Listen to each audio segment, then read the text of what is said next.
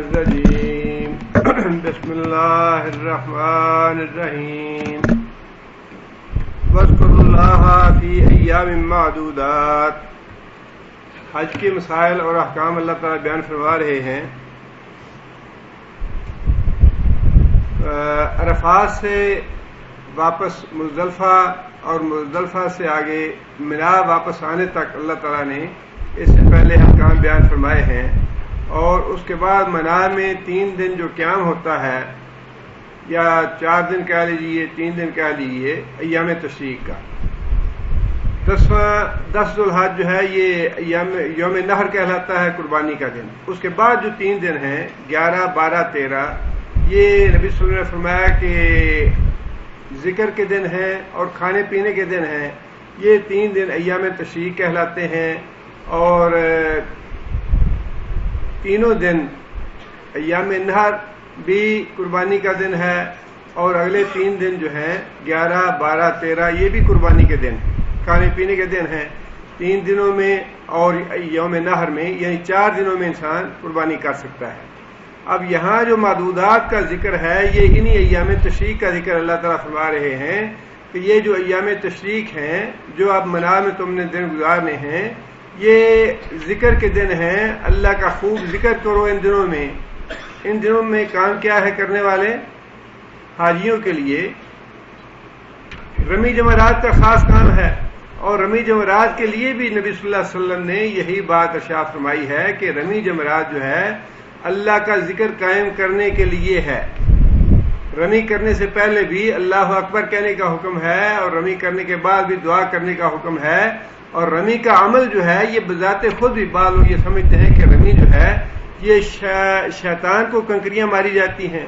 اور حضرت ابراہیم علیہ السلام کو بہکایا تھا شیطان نے 3 جگہ پہ. یہ 3 جگہ وہی ہیں جہاں پہ کنکریاں ماری جاتی ہیں. حالانکہ یہ بات درست نہیں ہے.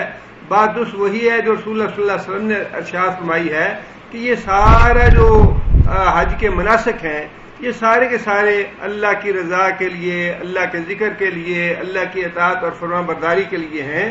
اور یہ بھی انہی کا حصہ ہے رمی جمرات. اور خاص طور پہ فرمایا کہ رمی جو ہے یہ اللہ کا ذکر کرنے کے لیے قائم کیا جاتا ہے، یا اس کے لیے یہ عمل کیا جاتا ہے. لہذا اللہ تعالیٰ نے یہاں فرمایا کہ یہ جو 3 دن ہیں، ان 3 دنوں میں خوب اللہ کا ذکر کرو. تسبیحات جیسا کہ میں نے عرض کیا، یوم عرفہ کی فجر کی نماز کے بعد یوم تشریق، آخری جو یوم تشریق ہے یعنی 13 ذی الحج کی عصر کی نماز کے بعد تک، یہ مسلسل ہے ہر نماز کے بعد خاص طور پہ. اور اس کے علاوہ بھی جتنی کثرت کے ساتھ انسان تکبیرات کہہ سکے کہنی چاہیے، اور انہی کا حکم دیا گیا ہے. یہاں اللہ فرماتے ہیں وَاذْكُرُوا اللَّهَ، اللہ کا ذکر کرو، فی ایام معدودات، ان چند دنوں میں، یعنی ایام تشریق میں. آگے اللہ فرماتے ہیں فمن تعجل فی یومین، فمن پس جو شخص تعجل اس نے جلدی کی، اس نے عجلت کی، فی یومین 2 دنوں میں، فلا اسم علیہ پس نہیں ہے گناہ اس پہ. کیا مطلب یہ کہ جو آدمی 2 دن ایام منا میں گزار لے 10 ذوالحج کے بعد 11 اور 12، اور پھر جلدی کر کے واپس آ جائے مکہ، اللہ فرماتے ہیں فلا اسم علیہ، اس پہ بھی کوئی گناہ نہیں ہے. اصل میں یہ 2 زمانہ جاہلیت میں حج بھی تھا اور عمرہ بھی تھا. اور اللہ تعالیٰ نے جیسے بعض دوسرے غلط عقائد اور غلط رسموں کی تردید فرمائی یہاں پہ کہ اپنے گھروں کی پشت سے مکان کے اوپر چڑھ کے آنا کوئی نیکی کی بات نہیں، اپنے دروازوں سے داخل ہو. اور اسی طرح باقی جو رسمیں تھیں ان کے بارے میں بھی یہ بات ارشاد فرمائی. ویسے ہی یہ عقیدہ تھا بعض لوگوں کا کہ 2 دن یہاں منا میں رہنے کے بعد جو آدمی یہاں سے چلا جاتا ہے وہ گناہ گار ہوتا ہے، وہ گناہ ہے 2 دن کے بعد جانا. اور بعض لوگ یہ سمجھتے تھے کہ تیسرا دن 13 ذی الحج یہاں منا میں گزارنا یہ گناہ کی بات ہے. اللہ تعالیٰ نے ان دونوں باتوں کی تردید ارشاد فرما دی، اور فرما دیا کہ جو آدمی 12 ذی الحج کو منا سے نکل جائے اور مکہ آ جائے اس پہ بھی کوئی گناہ نہیں. اور جو آدمی 13 ذی الحج کو منا میں قیام کر لے، 13 ذی الحج کو بھی ٹھہر جائے، اس پہ بھی کوئی گناہ نہیں.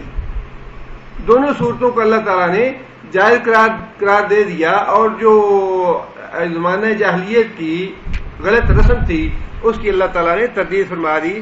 فمن تعجل فی یومین، جو آدمی جلدی کر کے اجلت سے 2 دنوں کے بعد آ جائے، فلا اثم علیہ، اس پہ کوئی گناہ نہیں۔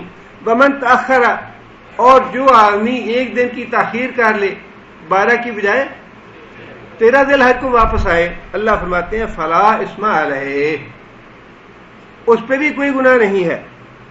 لمن اتقی، شرط کیا ہے؟ اصل بات جو ہے وہ تقوی کی ہے۔ بار بار جہاں بھی اللہ تعالیٰ رسم و رواج کی تردید فرماتے ہیں اور رسم و رواج کو غلط قرار دیتے ہیں، فرماتے ہیں کہ ان رسم و رواج میں کچھ نہیں رکھا ہوا، اصل جو بات ہے وہ اللہ سے ڈرنے والی ہے۔ جو شخص تقوی والا ہے، جس نے حج مبرور ادا کیا، سارے احکام سنت کے مطابق ادا کیے، اس کے لیے تو قطعاً کوئی حرج کی بات نہیں، وہ 12 کو آئے یا 13 کو آئے، کچھ فرق نہیں پڑتا اسے۔ اور جس نے تقوی اختیار نہیں کیا، اپنے اندر نیکی پیدا نہیں کی اور اللہ اور اللہ کے رسول کے احکامات کا لحاظ نہیں رکھا، اس کے لیے کوئی فرق نہیں پڑتا، وہ 12 کو آئے 13 کو آئے، اس کے لیے مسئلہ نہیں ہے۔ مسئلہ یہ ہے کہ جو آدمی تقوی اختیار کرنا چاہتا ہے، 12 کو آ جائے تب بھی ٹھیک ہے، اور اگر 1 دن اور رہنا چاہے تب بھی رہ لے، تب بھی کوئی حرج کی بات نہیں ہے۔ جتنے بھی مسائل ہم نے حج کے بارے میں پڑھے ہیں، اس میں ایک بات آپ نے خاص طور پہ نوٹ کی ہوگی، اللہ تعالیٰ نے ایام جاہلیت کی جو اچھی باتیں تھیں ان کو اللہ نے برقرار رکھا ہے، ان کی اصلاح فرمائی ہے۔ الٹ پلٹ کرنا جو ہے یہ شریعت زیادہ پسند نہیں کرتی۔ جو باتیں جن میں کوئی قباحت نہیں تھی شرعی طور پہ، اللہ تعالیٰ نے ان باتوں کو جائز رکھتے ہوئے اس میں کوئی اضافہ یا کمی بیشی تو فرمائی ہے، اس کی اصلاح کی کوشش فرمائی ہے، لیکن ان باتوں کو زیادہ رد و بدل کرنے کی اب زمانہ جاہلیت میں جو حرمت کے مہینے تھے وہ زمانہ جاہلیت سے چلے آ رہے تھے ایسے ہی۔ 3 مہینے حرمت کے حج کے لیے، شوال، ذوالقعدہ اور ذوالحج کے پہلے 10 دن، یہ 3 مہینے جو ہیں یہ حرمت کے پہلے سے چلے آ رہے تھے، ان میں لوگ قتال نہیں کرتے تھے۔ اور پھر ان 3 مہینوں کو چھوڑ کے وقفے کے ساتھ 1 مہینہ رجب کا بھی حرمت کا لوگ سمجھتے آ رہے تھے، اور اس کو عمرے کے لیے خاص طور پہ انہوں نے رکھا ہوا تھا کہ رجب میں عمرہ کرنا ہے، اور شوال، ذوالقعدہ اور ذوالحج جو ہے یہ حج کے لیے ہے۔ شریعت نے اس کو بھی الٹا نہیں ہے، یا اس کو پلٹا یا اس کو بدلا نہیں ہے، بلکہ اس کو ایسا ہی رکھا ہے کہ ٹھیک ہے 3 مہینے جو حج کے ہیں وہ حرمت والے ہیں، اور 4تھا مہینہ رجب کا جو تم سمجھتے ہو ٹھیک ہے وہ بھی حرمت کا مہینہ ہے۔ اس لیے کوشش یہی کرنی چاہیے کہ جس طرح شریعت اصلاح کا جو طریقہ ہے وہ یہی ہے کہ جہاں کہیں کسی جگہ کوئی غلطی دیکھی جائے اس غلطی کی اصلاح کی جائے۔ یہ جو اگاڑ پچھاڑ ہے اس کو زیادہ شریعت پسند نہیں کرتی۔ حکومتوں کے معاملے میں بھی بعض اوقات ہم دیکھتے ہیں کہ اکثر حکومتیں بدلتی ہیں تو بدتر لوگ آ جاتے ہیں۔ اس اعتبار سے نظام جو ہے وہ ہر نظام جو ہے اس کا انحصار اچھے لوگوں پہ ہے۔ اچھے لوگوں کے ہاتھ میں نظام ہو تو نظام خواہ کیسا بھی ہو اس کے نتائج اچھے ہیں، نظام خواہ کتنا ہی اچھا کیوں نہ ہو اس کو چلانے والے برے ہوں تو اس کے نتائج برے ہیں۔ لہذا یہ جو یہاں پہ الحمدللہ ایک اچھی بات ہے اور بہت اچھا ہے کہ اصلاح کی کوشش کرنی چاہیے، اس کی الٹ پلٹ اور جو رد و بدل ہے اس کو پسند نہیں کرتے لوگ یہاں، اور یہ اچھا ہے اس لیے کہ ہم دیکھتے ہیں جہاں بھی کہیں الٹ پلٹ ہوتا ہے، اگاڑ پچھاڑ ہوتی ہے، پہلے سے بدتر لوگ آ جاتے ہیں۔ اگر پہلے سے موجود لوگوں کی اصلاح کی جائے اور ان کی خامیوں کو اور کمزوریوں کو دور کرنے کی کوشش کی جائے تو وہ اچھے نتائج پیدا کر سکتے ہیں۔ آگے اللہ فرماتے ہیں واتقوا اللہ واعلموا انکم الیہ تحشرون، واتقوا اللہ، اور اللہ سے ڈرتے رہو، واعلموا، اور جان لو، انکم، بے شک تم لوگ، الیہ تحشرون، اسی کی طرف اکٹھے کیے جاؤ۔ مطلب یہ ہے کہ جو بھی تمہارے اعمال ہیں، جو بھی تمہاری نیات ہیں، جو بھی تمہارے عقائد ہیں، جو تمہارا خلوص ہے، جو ایمان ہے، جو تقوی ہے، اس کی جانچ پڑتال ہوگی. تم سب کو اپنے اعمال کی جواب دہی اللہ کے حضور کرنی ہے، تم اللہ کے ہاں اکٹھے کیے جاؤ. بار بار اللہ تعالیٰ اس بات کی طرف توجہ دلاتے ہیں کہ انسان اپنے انجام کو نہ بھولے. انسان کی اصلاح کے لیے یہ بات بڑی اہم ہے کہ انسان اپنے انجام کو نہ بھولے، اپنی ابتدا کو بھی نہ بھولے، اپنے انجام کو بھی نہ بھولے.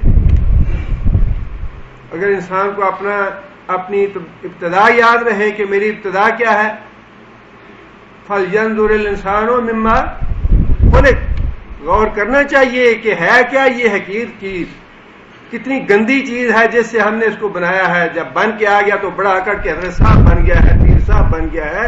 یہ صاحب آپ کچھ نہیں، اپنا آپ یاد رکھے سارے لوگ بنی آدم سے پیدا ہوئے ہیں اور اسی حقیر گندے پانی سے پیدا ہوئے. کیوں بھول جاتا ہے اپنے آپ کو انسان؟ اس بات پہ اکڑ ہے انسان کی. اور پھر بار بار یہ فرمایا کہ جانا تم نے اللہ کے پاس ہے، اللہ ترجع الامور، سارے کے سارے امور جو ہیں اللہ کے ہاتھ ہیں، اللہ کے حضور تم اکٹھے کیے جاؤ گے، تم نے حساب کتاب دینا ہے. بالآخر یا جنت میں جاؤ یا جہنم میں جاؤ. آگے پھر اللہ فرماتے ہیں جب اللہ تعالیٰ نے حج کے احکام بیان فرمائے تو اللہ تعالیٰ نے حج کے دوران دعا کرنے والے لوگوں کی دو قسمیں ہمیں بتائی ہیں. اللہ سے مانگنے والوں کی دو قسمیں بتائی ہیں. کون کون سی؟ اللہ فرماتے ہیں فَمِنَ النَّاسِ مَن يَقُولُ، 200 نمبر آیت میں پچھلی جو پچھلے درس میں ہم نے پڑھی. اللہ فرماتے ہیں فَمِنَ النَّاسِ مَن يَقُولُ رَبَّنَا آتِنَا فِي الدُّنْيَا. ان میں ایک قسم تو وہ ہے اللہ سے مانگنے والوں کی جو یوں دعا مانگتی ہے یا اللہ آتنا فی الدنیا، یا اللہ بس دنیا دے دے ہمیں، ڈالر دے دے ہمیں، ریال اکٹھے ہو جائے، فلیٹ اکٹھے ہو جائے، پلاٹ اکٹھے ہو جائے، بزنس بن جائے، فیکٹری بن جائے. آگے کا کچھ پتہ نہیں آگے کیا ہوگا، بس اس دنیا میں بڑا کچھ ہونا چاہیے، بڑی آن بان ہونا چاہیے، بڑا ٹھاٹ باٹ ہونا چاہیے، شیر صاحب ہونے چاہیے، خان صاحب بننے چاہیے، چودھری صاحب بننے چاہیے. ربنا آتنا فی الدنیا، یا اللہ بس دنیا دے دے ہمیں. اللہ فرماتے ہیں ٹھیک ہے میں تمہیں دنیا دے دیتا ہوں. اللہ کا وعدہ ہے اور اللہ اپنے وعدے کی خلاف ورزی نہیں فرماتے. اللہ فرماتے ہیں دنیا مانگتے ہو، ٹھیک ہے دنیا تمہیں خوب دیتا ہوں، جتنی مانگو گے اتنی دنیا دوں گا. لیکن آگے فرمایا کہ وَمَا لَهُ فِي الْآخِرَةِ مِنْ خَلَاقٍ، آخرت میں سیدھے جہنم میں جاؤ گے یہ مال لے کے. آخرت میں تمہارا کوئی حصہ نہیں ہوگا، اس لیے کہ تم نے آخرت میں حصہ مانگا نہیں. دنیا مانگی تھی، دنیا میں نے دے دی. آگے پھر اللہ تعالیٰ نے دوسری قسم جو تھی مانگنے والی اس کا بھی ذکر فرما دیا. وہ قسم کون سی ہے؟ اللہ فرماتے ہیں وَمِنْهُمْ، اور انہی میں سے کچھ لوگ ہیں مَن يَقُولُ، جو یہ دعا مانگتے ہیں ربنا آتنا فی الدنیا حسنۃ وفی الآخرۃ حسنۃ، یا اللہ ہمیں دنیا میں بھی بھلائی چاہیے اور آخرت میں بھی بھلائی چاہیے. دنیا بھی ضروری ہے اور یا اللہ ہم آخرت کو بھی نہیں بھولے.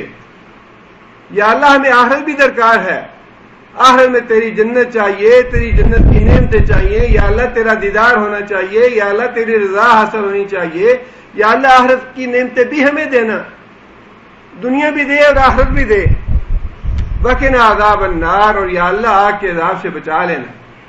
اللہ نے یہاں ان کے بارے میں بھی فرمایا اولئک لہم نصیب مما کسبوا، ٹھیک ہے جس نے دنیا اور آخرت دونوں مانگی وہ جتنی جتنی محنت کرے گا، جتنی طلب کرے گا اتنی میں اس کی محنت کے مطابق اس کو ضرور دوں گا. دنیا بھی دوں گا، آخرت بھی دوں گا. صرف دنیا مانگو گے صرف دنیا دوں گا، دنیا اور آخرت مانگو گے دنیا اور آخرت دونوں دوں گا. یہاں چونکہ اللہ تعالیٰ نے دونوں قسم کے لوگوں کا ذکر فرمایا حج کے دوران دعا کرنے والوں کا، اسی حوالے سے اللہ تعالیٰ نے اب پھر دونوں لوگ حج کے بعد بھی ایک دفعہ اللہ تعالیٰ نے وضاحت فرما دی کہ اپنا شمار تم کن لوگوں میں کرنا چاہتے. دو راستے ہیں، ہدیناہم النجدین، یا ادھر جاؤ یا ادھر جاؤ. اب یہ انسان کا اپنا اختیار ہے. اللہ تعالیٰ نے دونوں راستے دکھا دیے، دونوں راستے بتلا دیے. اب یہ تمہارا اپنا انتخاب ہے، تمہارا اپنا اختیار ہے کون سے راستے پہ چلنا چاہتے.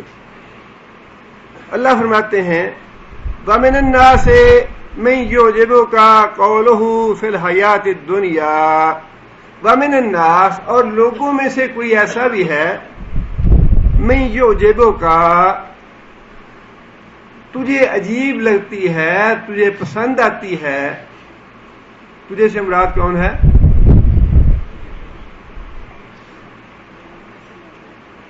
युजिबुका कौन खिताब किसको अल्लाह फरमा रहे हैं? जी कारी तो बाद में है, पहला मुखातब कौन है? नबी सल्लल्लाहु अलैहि वसल्लम, जिन पे नाज़िल हुआ कुरान मजीद, पहले मुखातब तो नबी सल्लम है, बाकी लोग तो बाद में हैं। कारी जो है उनका नंबर बाद का है, पहले मुखातब खुद नबी सल्लल्लाहु अलैहि वसल्लम है। और बाद आयतों का शान नज़ूल भी मुफस्सिरीन ने लिखा है कि अखनस बिन शुरैक एक मुनाफिक आदमी था, बड़ी चिकनी चुपड़ी बातें करता, और नबी सल्लल्लाहु अलैहि वसल्लम को उसकी बातें भली लगती कि यह वाकई बड़ा अच्छा आदमी है। अब देखिए कि धोखा देने वाले तो नबी सल्लल्लाहु अलैहि वसल्लम को भी धोखा देते थे ना, तभी तो अल्लाह ने तरदीद फरमाई। अब ये कहना नहीं, नबी सल्लल्लाहु अलैहि वसल्लम को तो हर बात का पता था, नबी सल्लल्लाहु अलैहि वसल्लम को इल्म गैब था, नबी सल्लल्लाहु अलैहि वसल्लम को ये पता न। और पिछली हदीस आयतों में हमने ये भी पढ़ा है कि नबी सल्लल्लाहु अलैहि वसल्लम ने फरमाया कि तुम में से दो आदमी मुकदमा लेके मेरे पास आते हैं, और उनमें से एक आदमी चिकनी चुपड़ी बातें करके, चालाकी करके, चरब जुबानी के साथ फैसला अपने हक में करवा लेता है, और मुझे पता नहीं चलता कि सच्चा कौन था या झूठा कौन था, तो वो आदमी जहन्नम का टुकड़ा हासिल करता है गलत फैसला करा के। यहां फिर वही बात आ गई, फरमाया क्या मोहम्मद सल्लल्लाहु अलैहि वसल्लम, ये जो आदमी तेरे पास आता है ये बड़ी चिकनी चुपड़ी बातें और बड़ी चरब जुबानी से आगे तुम्हारे सामने बातें करता है, जी मुसलमान हूं, इस्लाम का गलबा होना चाहिए, मुसलमान बड़े अच्छे लोग हैं, इस्लाम बड़ा अच्छा दीन है, इस्लाम यूं है यूं। अब ये देखिए ना कितने लोग थे आज भी बेशुमार का, और हम बड़े लट्टू हो जाते हैं। हाँ जी फलां जो है वो टोनी ब्लेयर मस्जिद में चला गया, रोजा उसने अफ्तार किया बुश ने जाकर मुसलमानों के साथ, वो जी फलां उसने बड़ी तारीफ की कुरान की, उसने इस्लाम की बड़ी तारीफ की है। ये बदबख्त एक तरफ तारीफ करते हैं, दूसरी तरफ आग लगाते हैं कुरान को, अल्लाह के रसूल को गालियां, उनको बदबख्तों को क्यों नहीं मना करते? अगर ये समझते हैं कि इस्लाम नेकी का दीन है, हदायत का दीन है, दीन इलाही है, तो कम से कम इतना एहतराम तो इन बदबख्तों के दिलों में होना चाहिए कि कम से कम अल्लाह की नाज़िल की हुई किताब है, वो दहशतगर्द नहीं है हरामजादा जिसने कुरान को आग लगाई है। सारी दुनिया में तुम्हें दहशतगर्द नजर आ जाते हैं, तुम्हारा सैटेलाइट सब कोई दिखा देता है, फलां दहशतगर्द है, फलां ड्रोन हमले करो, वो तुम्हें पता चलते हैं, लेकिन तुम्हारे घर में बैठे हुए जो खबीस कुरान को आग लगाते हैं, कुरान को गालियां निकालते हैं, पैगंबर की गुस्ताखी करते हैं, तौहीन करते हैं, वो तुम्हें नजर नहीं आते, वहां तुम अंधे हो जाते हो। और ये बात आज की नहीं है, ये तो 1400 साल से ऐसे ही हो रही है। तुम दुश्मन हो हमारे भी, इस्लाम के भी, अल्लाह के भी, कुरान के भी, और रसूल सल्लल्लाहु अलैहि वसल्लम के भी, और अबू जहल से तुम्हारी नस्ल चली आ रही है ऐसे ही। ये तो अंधे हैं बाद मुसलमान जो उनको अपना दोस्त समझते हैं।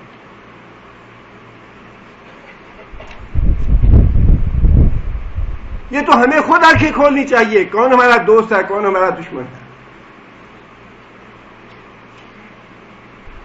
और ये हमारी अक्लें अपनी मारी हुई हैं कि ग्रीन कार्ड लेने के लिए हम किन की झोली में जाकर गिरते हैं। क्या मरना नहीं है हमने? क्या ये ग्रीन कार्ड क़यामत तक ये रहेगा हमारे पास? ये डॉलर और ये ऐश और ये इशरत और ये नाज़ो नम और ये दौलत की ठाठ बाट और आन बान जो है, ये गाड़ियां और ये खाने पीने और जो कुछ भी जिसके लिए हम अपना दीन छोड़ते हैं, अल्लाह के रसूल को गालियां सुनते हैं वहां जाके। अगर दीन की और ईमान की और इस्लाम की और कुरान की गैरत मौजूद है तो वहां छोड़ के आ जाना चाहिए इन बदबख्तों को। क्यों बैठते हैं वहां पे? सिर्फ इसलिए कि वहां डॉलर मिलते हैं।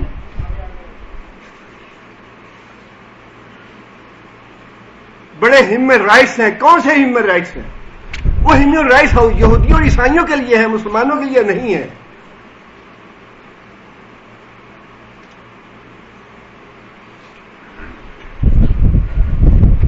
ये जुल्म की बात नहीं है। और कम से कम हमें खुद अपने दामन में, जितने भी अल्लाह ताला माफ करे, जब पैसा मिलता है तो हमारे बच्चे, हमने खुद हिंदुस्तान और पाकिस्तान में पढ़ाई की, وہاں پہ کالج ہیں، وہاں پہ یونیورسٹیاں ہیں، وہاں پہ سائنسدان بنتے ہیں، انجینئر بنتے ہیں، ڈاکٹر بنتے ہیں. جب 4 پیسے آ جاتے ہیں تو وہاں کی پڑھائی پسند نہیں ہوتی. جی امریکہ بھیجنا ہے، لندن بھیجنا ہے پڑھائی کے لیے. اولاد کا بیڑا غرق ہو جائے، آخرت تباہ ہو جائے، برباد ہو جائے، اس کی پرواہ نہیں. لیکن بچہ ہاں جی فلاں ڈویژن کا وہ مینیجر لگا ہوا ہے، شرق اوسط کا مینیجر لگا ہوا ہے،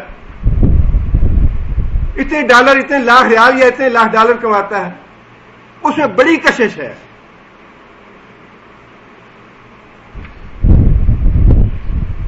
وہی ہے ضعف ایمان ہے، ایمان کی کمزوری ہے. ایمان والی بات تو رہی نہیں. دنیا کا طمع، دنیا کا لالچ، دنیا پرستی، مادہ پرستی، وہی ہم نے سیکھی ہے، وہی آگے اولادوں کو سکھا رہے ہیں.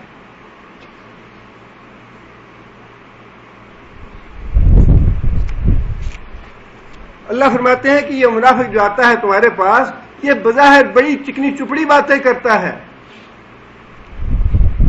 لیکن اندر سے یہ دین کا دشمن ہے. یہ دشمن ہے تمہارا بھی، مسلمانوں کا بھی، اسلام کا بھی.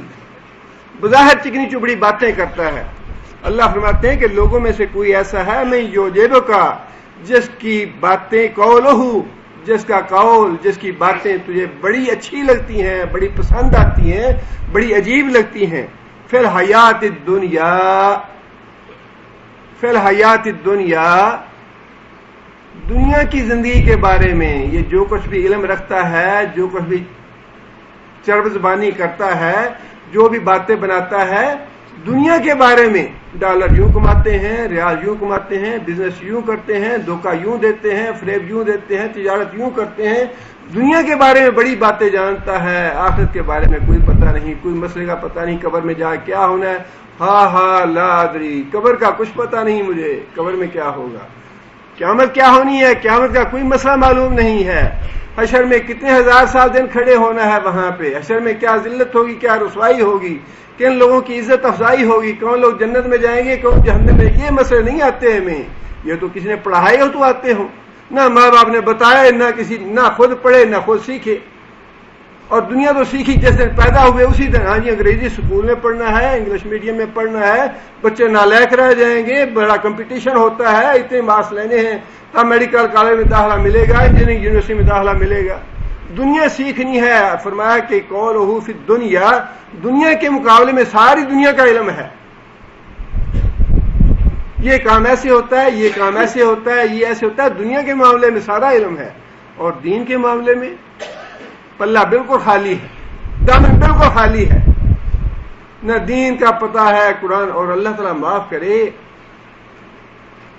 اچھا ہے جب بھی اللہ ہدایت دے دے، جب بھی اللہ کو مسئلے پوچھنے کی توفیق دے دے، وہی وقت اچھا ہے. لیکن تعجب تو بہرحال ہوتا ہے کہ 40 سال 50 سال کی زندگی گزر جائے انسان کی، اور انسان کو میاں بیوی کے تعلقات کا ہی پتہ نہ ہو. اچھا جی ہم تو ایسے ہی کرتے آ رہے ہیں، ہمیں تو اتنا پتہ نہیں تھا کہ رمضان میں یہ کام نہیں ہوتے. ایسا بھی انسان مسلمان ہو سکتا ہے؟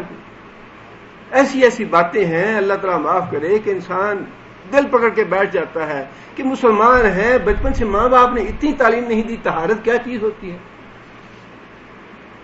فقہ کی کتاب ہو، حدیث کی کتاب ہو، کوئی بھی دین کی کتاب اٹھا کے دیکھ لیں، وہ تو آغاز ہی طہارت سے ہوتا ہے. اس کا طہارت کے مسئلوں کا ہی پتہ نہیں ہے، بس دنیا ہی دنیا ہے. اللہ فرماتے ہیں یہ جو منافق آتا ہے، دنیا کی باتیں تو ساری تمہیں بتا دیتا ہے، دنیا کے بارے میں بڑا علم رکھتا ہے. یہ فلاں ملک میں یہ ہو گیا، فلاں ملک میں یہ ہو گیا، فلاں جگہ پہ یہ ہو گیا، فلاں جگہ پہ یہ ہو گیا.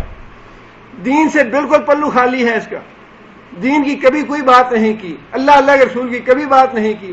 ساری رات بیٹھ کے فلمیں دیکھتے رہے، تاش کھیلتے رہے، کبھی خیال نہیں آیا کہ کوئی مسئلے کی بات ہی کریں.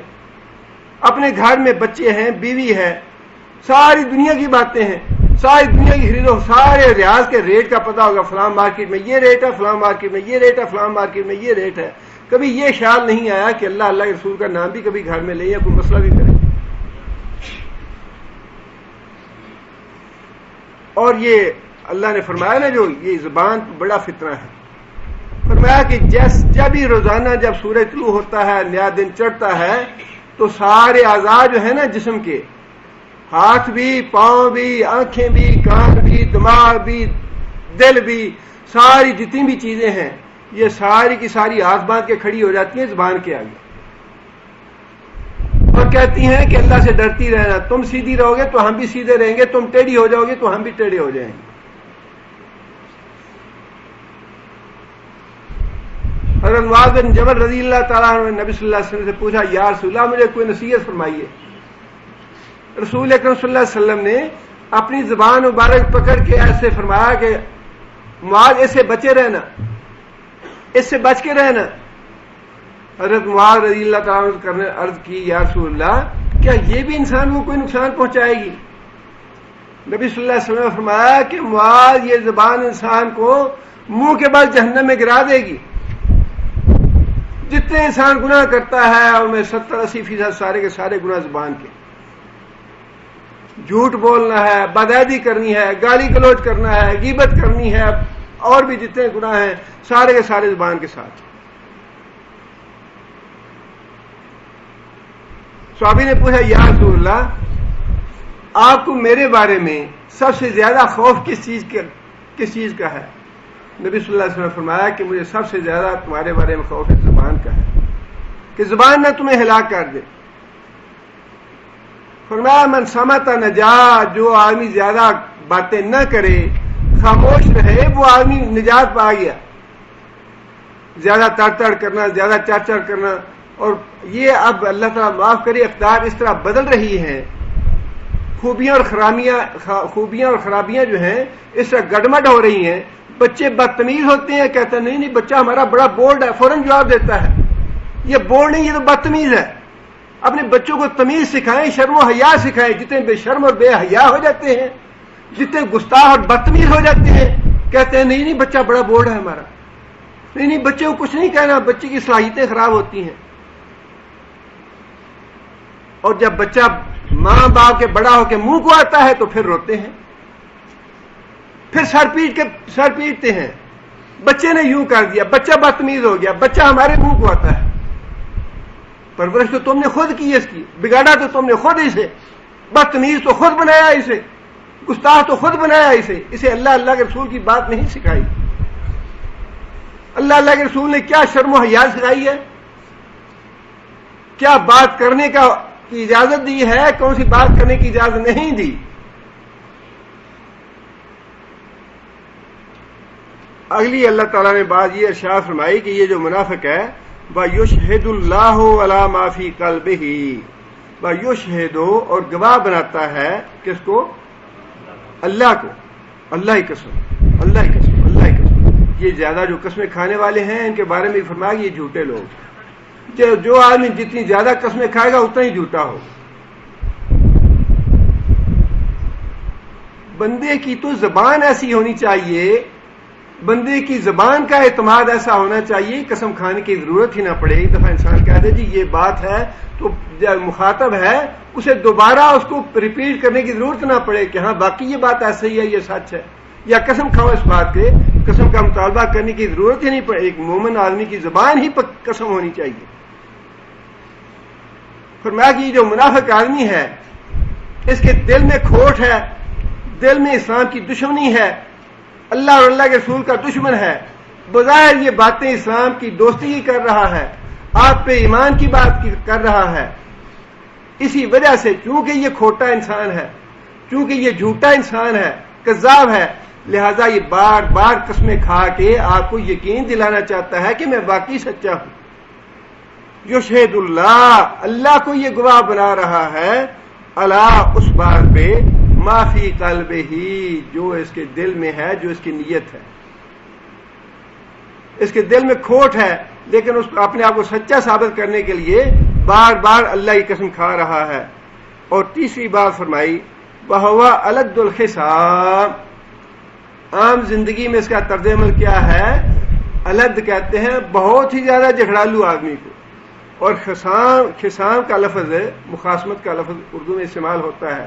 مخاصمت کا مطلب بھی جھگڑا پن ہے، مطلب یہ ہے کہ بدترین جھگڑالو ہے یہ اپنی عملی زندگی میں، بہت زیادہ قسمیں کھانے والا اور دنیا کے بارے میں باتیں کرنے والا، دین سے بالکل دین سے کورا،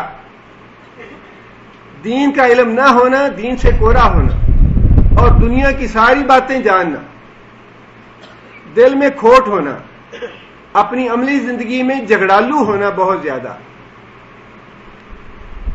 یہ ساری جو علامتیں ہیں منافق کی بتائی ہیں اللہ نے. 3 علامتیں یہ ہیں، اور چوتھی علامت یہ بتائی وَإِذَا تَوَلَّى، اور جب یہ پلٹتا ہے، اے محمد صلی اللہ علیہ وسلم آپ کی مجلس سے جب یہ اٹھ کے جاتا ہے، سعی فی الارض، سعی کرتا ہے، کوشش کرتا ہے، فی الارض زمین میں، لیفسد فیہا کہ فساد برپا کرے زمین میں. منافق اس زمین پہ سب سے بڑا فسادی، منافق جو ہے اس زمین پہ سب سے بڑا فسادی ہے. اور قرآن مجید کے ابتدا میں اللہ تعالیٰ نے جس طرح اللہ تعالیٰ نے ابتدا فرمائی ہے قرآن مجید کی، بڑی خوبصورت اور بڑی اچھی ہے. اہل ایمان کے لیے اللہ تعالیٰ نے بالکل ابتدا میں فرما دیا کہ جو لوگ غیب پہ ایمان لاتے ہیں اور جو نازل کیا اس پہ ایمان لاتے ہیں، جو ہم نے رزق دیا اس سے خرچ کرتے ہیں، بالآخرت ہم یوقنون، اور آخرت پہ یقین رکھتے ہیں. فرمایا کہ اولئک علی ھدی من ربہم واولئک ھم المفلحون، یہ ایمان والے اور خرچ کرنے والے، آخرت پہ یقین رکھنے والے، فرمایا کہ یہ تو فلاح پانے والے ہیں، مومن ہیں. بڑی واضح آیتیں 4-5 اللہ تعالیٰ نے ارشاد فرمایا. کافروں کے لیے 2-3 ہی بڑی تھیں آیتیں. ان الذین کفروا سواء علیہم انذرتہم ام لم تنذرہم لا یؤمنون، بات ختم ہو گئی. کافر ہیں بس ٹھیک ہے، ایک طرف مومن ہو گیا دوسری طرف کافر ہو گیا، معاملہ بالکل کھرا کھرا صاف اور واضح، ایمان اور کفر. یہ جو تیسرا درمیان میں گروہ ہے اس کے بارے میں تو اللہ تعالیٰ نے پورا ایک رکوع لیا ہے، پورا ایک رکوع شروع ابتدا میں ہی، کہ بدترین مخلوق، فسادی اور اللہ کے ہاں سب سے زیادہ مغضوب اور اللہ کی سب سے زیادہ دشمن قوم وہ ہے منافق. اور ان کے بارے میں فرمایا، وہاں بھی اللہ تعالیٰ نے فرمایا وَإِذَا قِيلَ لَهُمْ لَا تُفْسِدُوا فِي الْأَرْضِ، ان فسادیوں سے جب یہ کہا جاتا ہے کہ فساد نہ کرو زمین میں، تمہاری منافقت سے فساد پھیل رہا ہے، یا مومنوں کے ساتھ مل جاؤ یا کافروں کے ساتھ مل جاؤ. کہتے ہیں نہیں نہیں جی، ہم تو بس صلح جو ہیں، ہم تو نرم روی اختیار کرنے والے ہیں، ہم انتہا پسند نہیں ہیں، ہم رجت پسند نہیں ہیں، ہم شدت پسند نہیں ہیں، ہم تو صلح کرانے والے ہیں. اللہ فرماتے ہیں کہ وَإِذَا قِيلَ لَهُمْ لَا تُفْسِدُوا فِي الْأَرْضِ، جب ان منافقوں سے اور غداروں سے کہا جاتا ہے کہ زمین میں فساد برپا نہ کرو، قالوا انما نحن مصلحون، کہتے ہیں نہیں نہیں، ہم تو اصلاح چاہتے ہیں، ہم تو صلح کرانا چاہتے ہیں کافروں کی بھی اور تمہاری بھی، تاکہ فتنہ فساد ختم ہو جائے، لڑائی جھگڑا باقی نہ رہے، یہ آئے دن کی کل کل جو ہے یہ ختم ہو جائے. ہم تو تمہارے درمیان صلح کرانا چاہتے ہیں، ہم فساد نہیں برپا کرتے. اللہ نے فیصلہ فرما دیا اسی رکوع میں ہی، اس کے ساتھ ہی فرما دیا الا انہم ھم المفسدون. لوگوں یاد رکھو یہی بدبخت ہے فسادی جو منافق اور غدار ہے. جتنا نقصان منافقوں اور غداروں نے عہد نبوی میں اسلام کو پہنچایا کسی کافروں نے نہیں پہنچایا، اور اس کے بعد بھی آج تک جتنا نقصان ان غداروں اور منافقوں نے اسلام کو پہنچایا ہے، کافر اتنا نقصان نہیں پہنچا سکتے.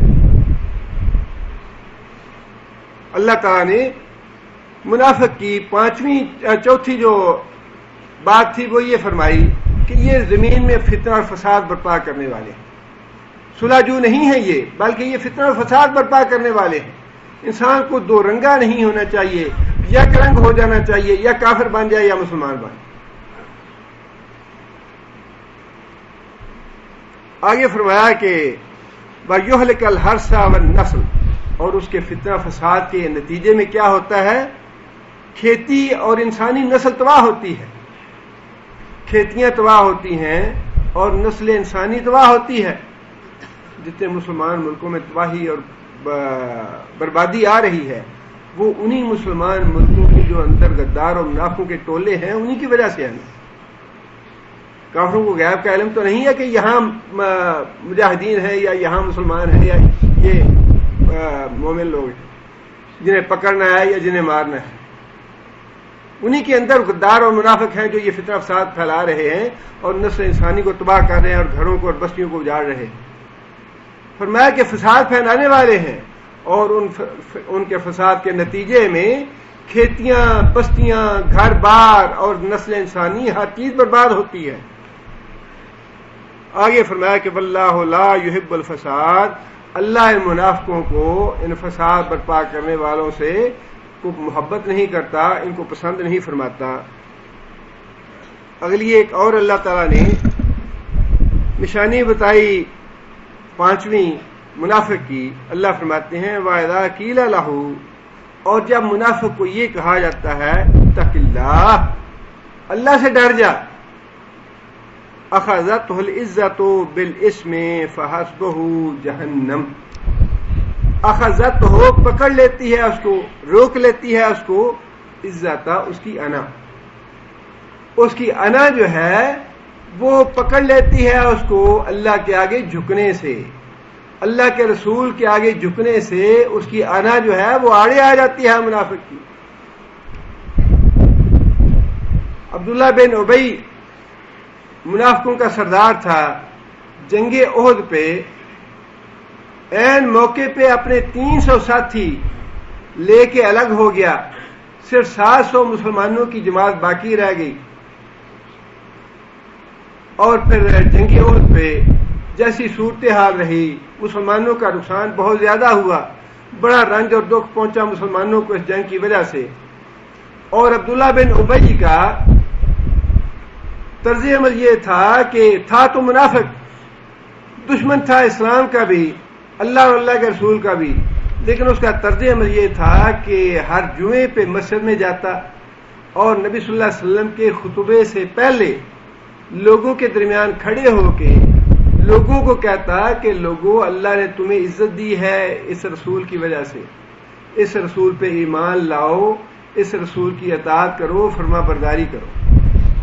یعنی آپ دیکھیے کہ ان کی جو چالاکیاں اور ان کے طریقہ کار اور مکاریاں اور دھوکے بازیاں منافقوں کی اور غداروں کی کس طرح کی ہوتی ہیں. ہمارے ہاں بھی تھا ایک سید صاحب ہوں میں، میرے لیے بیت اللہ کا دروازہ کھلتا ہے اور مجھے ملک جو ہے وہ اخی کہتا ہے. بیوقوف کو یہ پتہ نہیں یہ اخی تو اسے کہتے ہیں جو بالکل اجنبی ہو ان کے لیے. جو ان کا دوست ہوتا ہے اس کو تو ابو کہہ کے یا اس کا نام لے کے پکارتے، اخی تو اسے کہتے ہیں جس کا پتہ ہی نہیں ہے کون ہے یہ احمق اور بیوقوف.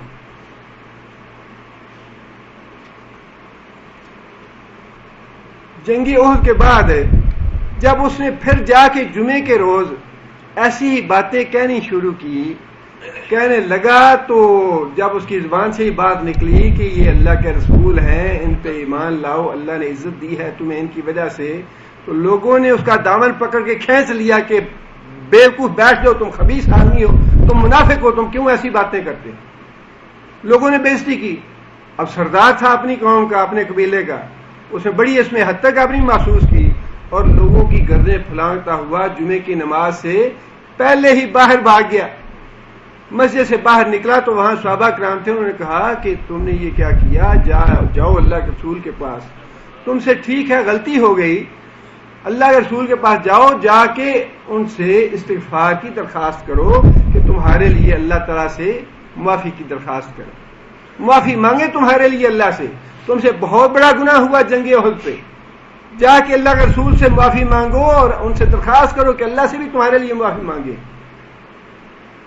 بجائے اس کے کہ اپنی غلطی کا اعتراف کرتا، اتق اللہ، اللہ سے ڈر جاتا، کہنے لگا کہ میں محمد کے پاس نہیں جاؤں گا استغفار کرانے کے لیے، میں محمد کے پاس استغفار کرانے کے لیے نہیں جاؤں گا. اور بالکل ایسا ہی جب غزوہ بنو قریظہ سے مسلمان واپس آ رہے تھے تو راستے میں وہی حضرت عائشہ رضی اللہ تعالیٰ کا واقعہ ہوا، اور پھر اس کے بعد مسلمان اور مہاجر جو تھے اور انصار ان کا آپس میں کچھ جھگڑا ہوا. تو اس وقت اس نے یہ بات کہی کہ مدینہ جا کے ہم میں سے جو عزت والے ہیں وہ ذلیل لوگوں کو مدینے سے نکال دیں گے. اس کی مراد یہ تھی کہ جو مہاجر ہمارے پاس آئے ہیں محمد صلی اللہ علیہ وسلم سمیت، مدینہ جا کے ہم ان کو مدینے سے نکال دیں. جب مدینے میں پہنچے، مدینے سے پہنچنے سے پہلے ہی اللہ تعالیٰ نے فیصلہ تو فرما دیا، جب اس کے اپنے بیٹے، اس کا نام بھی عبداللہ تھا، بڑا سچا اور کھرا مسلمان، نبی صلی اللہ علیہ وسلم کا فدائی، جب اسے پتا چلا میرے باپ نے یہ بات کہی ہے اور نبی صلی اللہ علیہ وسلم کے بارے میں بات کہی ہے کہ نبی صلی اللہ علیہ وسلم ذلیل ہے اور میں عزت والا ہوں، تو مدینے میں داخل ہونے سے پہلے ہی راستے میں کھڑا ہو گیا اپنے باپ کے راستے میں، اور تلوار نکال لی اپنی میان سے اور کہنے لگا کہ مجھے پتا چلا ہے تم نے یہ بات کہی ہے، اب میں دیکھتا ہوں کہ عزت والا کون ہے اور ذلیل کون ہے، مدینے میں داخل تم ہوتے ہو یا اللہ کے رسول داخل ہوتے ہیں، داخل نہیں ہونے دوں گا تمہیں۔ نبی صلی اللہ علیہ وسلم کو پتا چلا تو نبی صلی اللہ علیہ وسلم نے خود پیغام بھجوایا عبداللہ کو کہ عبداللہ اپنے باپ کو جانے دو، اور یہاں تک پھر عبداللہ اس کا جو بیٹا تھا، یہاں تک اس نے نبی صلی اللہ علیہ وسلم کے، جن لوگوں نے نبی صلی اللہ علیہ وسلم کے وفا کا حق ادا کیا ہے، سچی بات یہ ہے کہ ہم تو اس کا تصور بھی نہیں کر سکتے۔ اللہ کی کروڑ رحمتیں ہوں ان لوگوں پہ جو نبی صلی اللہ علیہ وسلم کے ساتھ تھے، انہی کی وجہ سے دین آج ہمارے تک پہنچا ہے، انہی کی وجہ سے آج ہم اللہ کو اور اللہ کے رسول کو جانتے ہیں۔ مدینے میں چلا گیا عبداللہ بھی، اس کا باپ بھی، اور مدینے جانے کے بعد پھر عبداللہ نے نبی صلی اللہ علیہ وسلم کو پیغام بھیجا، یا رسول اللہ اگر کسی وقت آپ کو میرے باپ کا سر مطلوب ہو تو کسی اور سے نہ کہنا، مجھے کہنا، میں اپنے باپ کا سر لا کے آپ کے قدموں میں ڈالوں گا۔ یہ ہے ایمان اللہ اور اللہ کے رسول پہ۔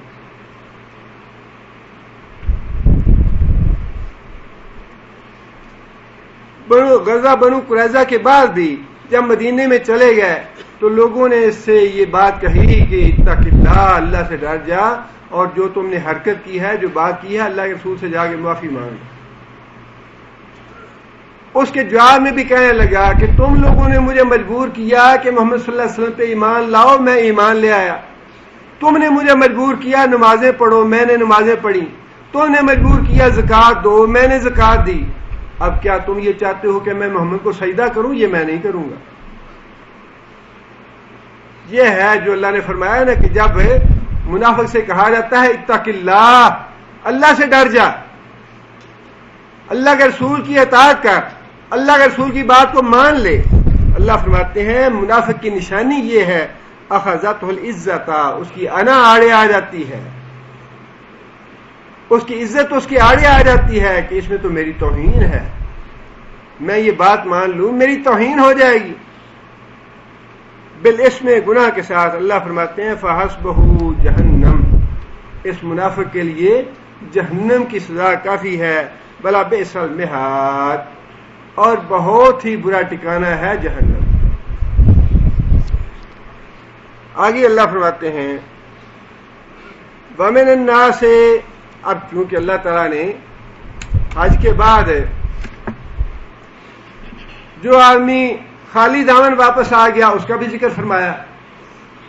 اب معاملہ تو یہی ہے کہ آج ساری باتوں میں پردہ پڑا ہوا ہے، مسجد کے اندر 400 500 ماری جاتے ہیں، 200 300 جاتے ہیں، کون مسجد سے کیا لے کے آیا ہے یہ اللہ ہی جانتا ہے، کون خالی دامن آیا ہے، کون دامن بھر کے آیا ہے، کون آدھا دامن بھر کے آیا ہے، کون ربع دامن بھر کے آیا ہے، کون کیا لے کے آیا ہے، یہ اللہ ہی بہتر جانتا ہے۔ لیکن اللہ نے بتا دیا کہ حج پہ جانے کے بعد یہ نہ سمجھنا کہ سارے کے سارے ایک جیسے ہی آئے،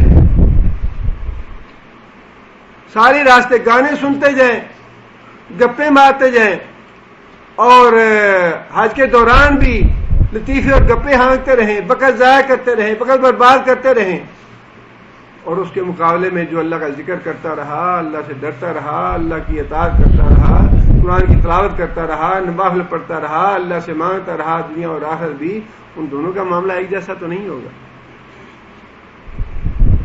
اس لیے اللہ تعالیٰ نے حج کے بعد دونوں قسموں کا ذکر فرما دیا کہ جاتے ہیں اور بھی کچھ لوگ حج پہ، لیکن وہ اللہ کا غضب لے کے پلٹتے ہیں،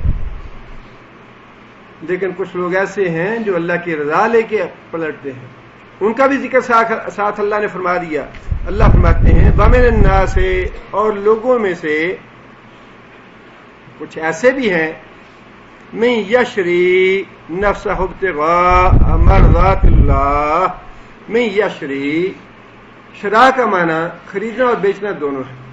میں یشری جو بیچ دیتا ہے نفسہ اپنا نفس اپنی جان ابتغاء کا معنی تبغا چاہنا جو حاصل کرنا چاہتا ہے. کیا حاصل کرنا چاہتا ہے؟ مرضات اللہ اللہ کی مرضی اللہ کی رضا اللہ کی خوشنودی. لوگوں میں کوئی تو جو حج پہ جاتا ہے اپنا دامن خالی لے کے آتا ہے اللہ کا غصہ اور غضب لے کے آتا ہے. کوئی کمائی نہیں کر کے آتا دامن خالی رہتا ہے اس کا. اور کوئی ایسا بھی ہے جو اللہ کی رضا اللہ کی خوشنودی اور اللہ کی مرضات جو ہیں وہ لے کے واپس پلٹتا ہے. مفسرین نے لکھا ہے کہ یہ آیت جو ہے خاص طور پہ حضرت صہیب رومی رضی اللہ تعالیٰ عنہ کے بارے میں نازل ہوئی. صہیب رومی ویسے تو یہ عربی تھے لیکن ایک جنگ میں روم کے ساتھ جنگ تھی اور اس جنگ میں کچھ مسلمان قیدی بن گئے اور یہ چھوٹے بچے تھے یہ بھی قیدیوں میں چلے گئے اور رومی اٹھا کے ان کو روم میں لے گئے. لیکن پھر جب رہا ہوئے تو پھر واپس عرب میں آ گئے. لیکن وہ جو ان کے نام کے ساتھ لاحقہ تھا صاحب کا وہ ویسے کا ویسا ہی رہا. صہیب رومی مشہور ہو گیا لیکن یہ روم کے تھے نہیں تھے عربی اور تاجر تھے کافی ان کا بزنس تھا. نبی صلی اللہ علیہ وسلم ہجرت کر کے مدینہ منورہ چلے گئے اور یہ بھی جب ہجرت کر کے جانے لگے کفار کو پتہ چلا تو راستہ روک لیا صہیب رومی رضی اللہ تعالیٰ عنہ کا. راستہ روک لیا تو حضرت صہیب نے یہ بات کہی کہ بات یہ ہے میرے پاس تیر بھی ہے تلوار بھی ہے اور تم یہ جانتے ہو کہ میں بہترین تیر انداز ہوں. جب تک میرے پاس ایک تیر بھی باقی ہے تم میرے پاس نہیں آ سکتے تم مجھے ہاتھ نہیں لگا سکتے اور تیر میرے ختم ہو گیا تو پھر میری تلوار ہے. جب تک میرے سانس میں سانس ہے مجھے تم ہاتھ نہیں لگا سکو گے. ہاں اگر میری تلوار بھی ٹوٹ جائے تیر بھی ختم ہو جائے تو پھر دوسری بات ہے. لیکن کہنے لگی کہ ایک بات اور بھی ہے اور وہ بات یہ ہے کہ میرا بزنس ہے میرا مال ہے میرا گھر بار یہاں پہ ہے مکہ میں اور اگر تم پسند کرتے ہو تو میرا جتنا مال ہے وہ سارے کا سارا لے لو. میری دکان یا گھر بار جو کچھ بھی ہے وہ بھی لے لو اور مجھے امن و امان کے ساتھ مدینہ ہجرت کر جانے دو. میں تم سے کچھ نہیں مانگوں گا میرا سارا مال اور ساری تجارت تمہارے حوالے ہے لیکن مجھے خود تم مدینے جانے دو. صحیح صاحب اب وہی بات ہے کافر جو ہے اس کے لیے تو دنیا میں بڑی کشش ہے. کافر کے لیے تو دنیا ہے. حضرت صہیب رومی سارا کچھ دے دلا کے خالی دامن دو کپڑوں میں نبی صلی اللہ علیہ وسلم کے پاس پہنچ گیا اور مومن کے لیے تو وہی سب سے بڑا جہان ہے سب سے بڑی متاع اللہ کے رسول. نبی صلی اللہ علیہ وسلم کے پاس پہنچے نبی صلی اللہ علیہ وسلم کو بتایا کہ یا رسول اللہ کافروں نے روک لیا تھا لیکن میں نے اپنا سارا مال اور ساری تجارت ان کے حوالے کر دی اور خود میں پہنچ گیا ہوں. نبی صلی اللہ علیہ وسلم نے فرمایا کہ صہیب تم نے بڑا اچھا سودا کیا ہے بڑا اچھا سودا کیا ہے بڑا اچھا سودا کیا ہے. یہ دنیا تو پھر بھی مل جائے گی دین نہیں ملتا. پھر اگر دین اللہ چھین لے تو دین دوبارہ نہیں ملتا. دنیا پھر بھی مل جاتی ہے. اور پھر یہ ایک آدمی نہیں تھے اللہ تعالیٰ ویسے اللہ تعالیٰ بہتر جانتے ہیں. اللہ تعالیٰ نے کچھ مزاج ہی شاید اور وہ نبی صلی اللہ علیہ وسلم نے بھی بتایا نا کہ اللہ 2 کتابیں نبی صلی اللہ علیہ وسلم کے ہاتھ میں تھیں. فرمایا کہ یہ جو ہے ان میں جنتی لوگوں کے نام ہیں یہ جو ہے اس میں جہنمی لوگوں کے نام. اور اللہ نے قرآن میں بھی فرمایا کہ کچھ لوگوں نے میں نے پیدا ہی جہنم کے لیے کیا. اب دیکھیں یہ تو پھر بھی ایمان لائے تھے اور ایمان لانے کے بعد ایمان کی طاقت اور جذبہ اتنا زیادہ تھا کہ اپنا سب کچھ چھوڑ چھاڑ دیا. لیکن تعجب ہوتا ہے حضرت سلمان فارسی باپ بھی آتش پرست بیٹا بھی عقیدتاً آتش پرست اور وہاں اپنے ایران میں اتفاق سے دیکھ لیا کسی عیسائی راہب کو چرچ میں عبادت کرتے ہوئے اور اس کا طریقہ بڑا پسند آیا. اس سے جا کے اس کا دین اختیار کر لیا اور آتش پرستی کا دین چھوڑ دیا. اب وہ مرنے لگا جب عیسائی تو سلمان فارسی نے عیسائی مذہب اختیار کر لیا. کہنے لگے کہ مجھے کوئی ایسا آدمی بتا دو اپنے بعد جس کے پاس میں جاؤں اور مجھے ٹھیک ٹھیک دین ملے جس میں میری نجات ہو. اب اس نے بتایا کہ شام میں چلے جاؤ, وہاں پہ ایک راہب ہے, وہ تمہیں سیدھا راستہ بتائے گا. اب دیکھیے کہ شام سے, ایران سے چلتے چلتے شام پہنچ گیا.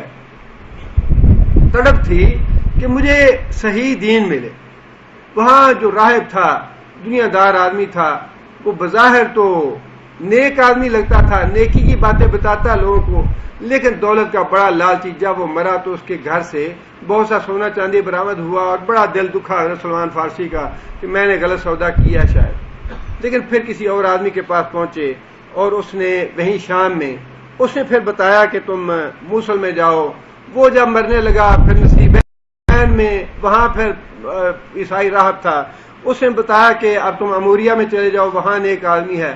اموریا کا جو راہب تھا جس کے پاس جا کے رہے, اس سے وہ جب مرنے لگا تو سلمان فارسی نے پوچھا کہ اب مجھے کوئی بتا کے جاؤ ایسی جگہ جہاں میں جاؤں تو مجھے نجات کا راستہ ملے, مجھے صحیح راستہ ملے. اب یہ دیکھیے یہ تو تڑپ جو ہے یہ اللہ تعالیٰ کی طرف سے. عیسائی ہیں اور پوپ اور پادری کے بیٹے ہیں. وہ جو آتش پرست تھا ان کا باپ, وہ اپنے گھر میں آتش کدا تھا اس کا, اور ہر وقت آگ جلائے رکھتا تھا اور لوگوں کو تبلیغ کرتا تھا اس کی آتش پرست دین کی. لیکن اللہ تعالیٰ نے ان کے دل میں دین حق کی طرف پیدا کر دی. وہ اموریا کا جو عیسائی راہب تھا اس نے کہا کہ اب اور تو کوئی صورت نہیں ہے, ایک بات ہے جس کا مجھے علم ہے جو میں نے اپنی کتابوں میں پڑھی ہے. وہ بات یہ ہے کہ عرب میں آخری نبی آنے والا ہے اور وہ سچا نبی ہوگا. اگر اس نبی کا وقت تم پا لو, اس نبی پہ ایمان لانا اور اس نبی کی مدد کرنا. یہ جو اموریا کا راہب تھا عیسائی, اس نے سلمان فارسی رضی اللہ تعالیٰ کو یہ بات بتائی. اب وہ راستے میں پھر وہ قافلہ تلاش کیا اور قافلے والوں کو اپنے ساری بکریاں مال دولت سب کچھ دے دیا, کہنے لگے مجھے وہاں عرب میں پہنچا دو, مکہ پہنچا دو. وہ قافلے والے جو تھے انہوں نے پھر دھوکہ کیا, ان سے مال سارا لے لیا اور حضرت سلمان فارسی کو ایک یہودی کے ہاتھ بھیج دیا. اب یہ دیکھیے کہ اللہ تعالیٰ نے جس کو جہاں پہنچانا ہو, جو اس کی منزل ہو, وہاں اس کے لیے اللہ اسباب بھی بنا دیتے ہیں. وہ یہودی مدینے کا رہنے والا تھا. وہاں جا کے اس نے اپنے باغ میں ان کو چھوڑ دیا کہ تم اس باغ میں کام کرو, کھجوریں وغیرہ ان کی کھیتی باڑی کرو. اب وہ سلمان کہتے ہیں کہ میں ایک روز کھجور کے اوپر درخت پہ چڑھا ہوا تھا, کھجوریں اتار رہا تھا, اور نیچے مجھے یہ آواز آئی دو یہودیوں کی آپس میں بات کرتے ہوئے کہ آج مکہ سے وہ آدمی آیا ہے اور سارے مدینے کے لوگ جو ہیں وہ باہر اس کے استقبال کے لیے چلے گئے ہیں. کتنے بیوقوف لوگ ہیں, انہوں نے اپنے انداز میں بات کی کہ ان لوگوں کو کوئی اور کام نہیں ہے یا کتنے پاگل ہیں, یہ اس طرح سارے کام کاج چھوڑ کے نکل گئے ہیں. اب حضرت سلمان فارسی نے جب یہ بات سنی تو بڑے مضطرب اور بے چین ہو گیا. اسی طرح کھجور سے نیچے اترے اور کہنے لگے کہ بتاؤ ذرا مجھے کیا بات تھی. اس نے یہودی جو تھا مالک, اس نے چانٹا رسید کیا کہ تمہیں ان باتوں سے کیا تعلق, تم اپنا کام کرو, تم غلام آدمی ہو, تم اوپر سے نیچے کیوں آ گئے ہو.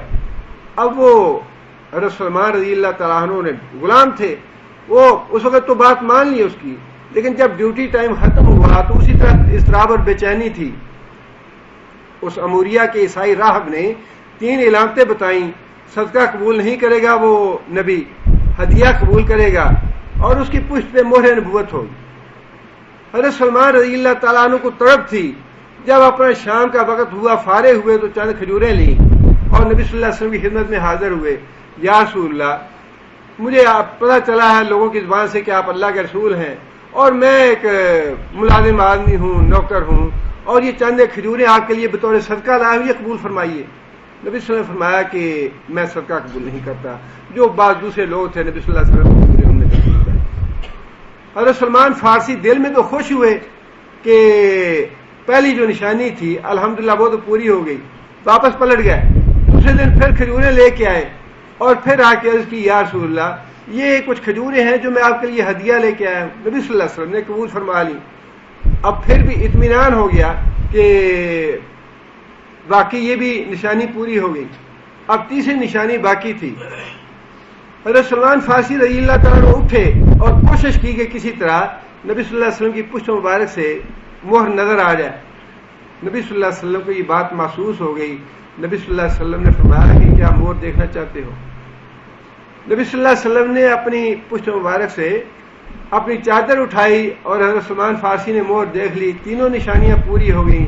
حضرت سلمان فارسی جو تھے رکت سے، اب دیکھیے نا وہی بات ہے، دل میں تڑپ تھی، جذبہ تھا، بکتے بکاتے غلامی کا دور اور پتہ نہیں کیسی کیسی مصیبتیں سہتے اور پریشانیاں اٹھاتے آزمائشوں سے ہوتے ہوئے پہنچے، اور جب منزل پہ پہنچ گیا تو اتنی خوشی ہوئی کہ رکت سے رونے لگی کہ میں اپنی منزل پہ پہنچ گیا. رسول اللہ صلی اللہ علیہ وسلم نے بھی اور صحابہ کرام نے بھی ان کا سارا واقعہ سنا، لیکن وہی بات ہے کہ دین کے لیے اپنا سارا کچھ بیچ بچا دیا، اپنا گھر بھی چھوڑ دیا، جو راستے میں مال کمایا تھا جس طرح بھی تھا وہ سارے کا سارا چھوڑتے سفر کرتے کرتے ایک ملک سے دوسرے، تیسرے، چوتھے، پانچویں، آخر نبی صلی اللہ علیہ وسلم کی جو اپنی منزل تھی، جو تمنا تھی، جس مقصد کے لیے نکلے تھے، اللہ تعالیٰ نے پوری کر دی، لیکن اس کے عوض میں سارا کچھ اپنا بیچ بچا دیا. یہ ہے جو بات اللہ فرماتے ہیں. لوگوں میں کچھ ایسے ہیں جنہوں نے اللہ کی خوشنودی حاصل کرنے کے لیے، اللہ کی رضا حاصل کرنے کے لیے اپنی جان تک بیچ دی ہے، اور پھر واقعی جب جان کا معاملہ آیا تو جان بیچنے میں بھی انہوں نے کوئی کسر نہ چھوڑی. جب نبی صلی اللہ علیہ وسلم کے ہاتھ پہ بیعت عقبہ کی تب انہوں نے یہ کہا کہ یا رسول اللہ ہم جنگ کے بیٹے ہیں، تلواروں سے کھیلنا ہمارا کام ہے، آپ ہمیں جو کچھ کہیں گے ویسا کریں گے، آپ ہمارے لیے جو چھوڑیں گے ہم وہ لیں گے، جو آپ ہم سے لینا چاہیں گے وہ دیں گے، اور ہم آپ کی اس طرح حفاظت کریں گے جیسے اپنے بچوں کی حفاظت کی جاتی ہے، جیسے اپنی بیویوں کی حفاظت کی جاتی ہے، جیسے اپنے گھر بار کی حفاظت کی جاتی ہے. اور پھر واقعی انہوں نے اپنی جانیں اس طرح بیچ دی اللہ اور اللہ کے رسول کے آگے کہ انہوں نے حق ادا کر دیا. جنگ احد کے موقع پہ حضرت طلحہ بن عبید اللہ رضی اللہ تعالیٰ عنہ اکیلے، بڑے تعجب کی بات ہے، کافروں کو پتہ بھی چل گیا کہ رسول اکرم صلی اللہ علیہ وسلم کے ساتھ صرف 2 آدمی ہیں، اور نبی صلی اللہ علیہ وسلم نے خود یہ بات ارشاد فرمائی کہ میں اللہ کا رسول ہوں، لوگوں میری طرف آؤ. اور تاریخ میں لکھا ہے کہ اس وقت نبی صلی اللہ علیہ وسلم کے پاس صرف 2 آدمی تھے، ایک طلحہ بن عبید اللہ اور ایک سعد بن ابی وقاص، اور یہ 2 آدمی ہیں جن کے بارے میں اللہ کے رسول نے یہ بات ارشاد فرمائی کہ میرے ماں باپ تجھ پہ قربان، میرے ماں باپ تجھ پہ قربان.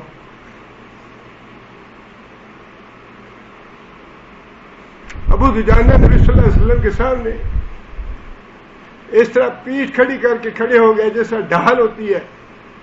تیر آتے رہے، ابو دجانہ کی پیٹھ پہ لگتے رہے، لیکن ابو دجانہ نے اف تک نہیں کی، اپنی پیٹھ کو جنبش تک نہیں دی. اور پھر کیا کہا جائے، ایمان کی قوت تو ایسی قوت ہے. ام عمارہ عورت تھیں، اللہ کے رسول خود فرماتے ہیں کہ جنگی احد میں جدھر بھی دیکھتا تھا مجھے ام عمارہ ہی نظر آتی تھی. ام عمارہ سے نبی صلی اللہ علیہ وسلم نے خود فرمایا کہ ام عمارہ تم نے میرا دفاع کیا ہے جنگی احد میں، بتاؤ تمہاری کیا خواہش ہے، کیا چاہتی ہے؟ ام عمارہ نے کہا یا رسول اللہ جنت میں آپ کی رفاقت چاہتی ہوں.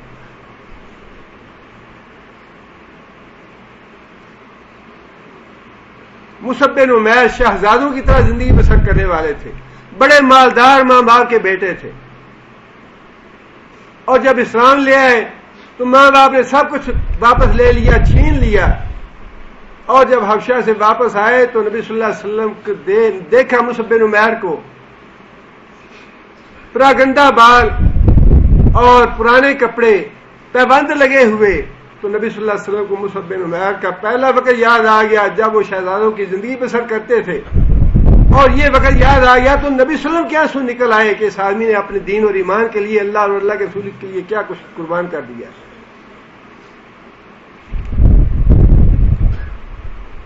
عبد العزیٰ، ابو دجانہ، ذوالبجادین، ماں باپ نے سب کچھ چھین لیا جب ایمان لے آئے، اور ماں نے ترس کھا کے ایک ٹاٹ دیا، اور ٹاٹ کا ایک حصہ کاٹ کے ابو دجانہ نے، ذوالبجادین نے نیچے باندھ لیا، اور ٹاٹ کا دوسرا حصہ اوپر لے لیا، اور تنے تنہا مدینہ کے لیے چلے گئے. مکہ سے مدینہ تنے تنہا، اس زمانے میں جب ڈاکے پڑتے تھے، زندگی محفوظ نہیں تھی، کسی کا کوئی مال اور راستے محفوظ نہیں تھے، اس زمانے میں تنے تنہا مدینہ چلے گئے. فجر کی نماز کے وقت پہنچے، نبی صلی اللہ علیہ وسلم نے پوچھا کہ یہ کون ہے؟ کہاں سے آئے ہو؟ نہ قمیض ہے گل میں، نہ نیچے تمہارے کوئی شلوار یا تہبند ہے، اور ٹاٹ باندھ کے بیٹھے ہو، کون ہو؟ کہنے لگے یا رسول اللہ مکہ سے آیا ہوں، عبد العزیٰ نام ہے، اور آپ پہ اور اللہ پہ ایمان لایا۔ یہ قیمت ہے ایمان کی، ایمان بڑی قیمتی چیز ہے، ہمیں تو ایسے مفت میں مل گئی ہے، ہمیں اس کا اندازہ نہیں ہے۔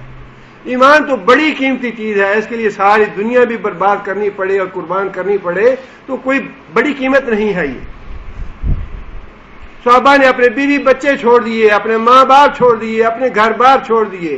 اللہ نے ایسے نہیں فرمایا کہ اللہ کے ہاں بیچ دیا، انہوں نے اپنی جانوں کو بیچ دیا۔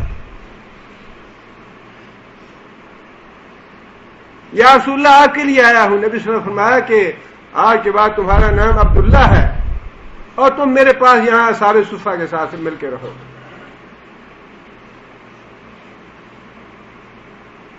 یہ ہے وہ قسم دوسرے انسانوں کی جن کے بارے میں اللہ نے فرمایا کہ حج کے بعد کچھ لوگ ایسے بھی ہیں جو بڑا کچھ لے کے پلٹتے ہیں، اپنی جانوں کا وعدہ کرتے ہیں کہ ہم نے اللہ کے آگے بیچ دی۔ وَمِنَ النَّاسِ مَن يَشْرِي نَفْسَهُ ابْتِغَاءَ مَرْضَاتِ اللَّهِ، لوگوں میں کوئی ایسا بھی ہے جس نے اپنی جان بیچ دی ہے، اپنا مال بیچ دیا ہے، اپنا گھر بار بیچ دیا ہے، سب کچھ قربان کر دیا ہے، کس لیے؟ اللہ کی رضا حاصل کرنے کے لیے، اللہ کی خوشنودی حاصل کرنے کے لیے۔ وَاللَّهُ رَءُوفٌ بِالْعِبَادِ، اور اللہ تعالیٰ یہ قربانی ایسے ظلم تو نہیں کرنا چاہتا، امتحان لینا چاہتا ہے اللہ تمہارا کہ بندہ پہل کرتا ہے یا نہیں کرتا، بندہ میری طرف آتا ہے یا نہیں آتا، بندے کے دل میں کوئی کھوٹ تو نہیں ہے۔ اور جب اللہ جانچ لیتے ہیں اور جب اللہ دیکھ لیتے ہیں تو اللہ فرماتے ہیں کہ اللہ تعالیٰ تو بڑی شفقت فرمانے والا ہے اپنے بندوں کے ساتھ۔ اللہ اپنے بندوں سے کوئی کسر نہیں چھوڑتا، جو چاہتے ہیں وہ سب کچھ دیتا ہے اللہ تعالیٰ۔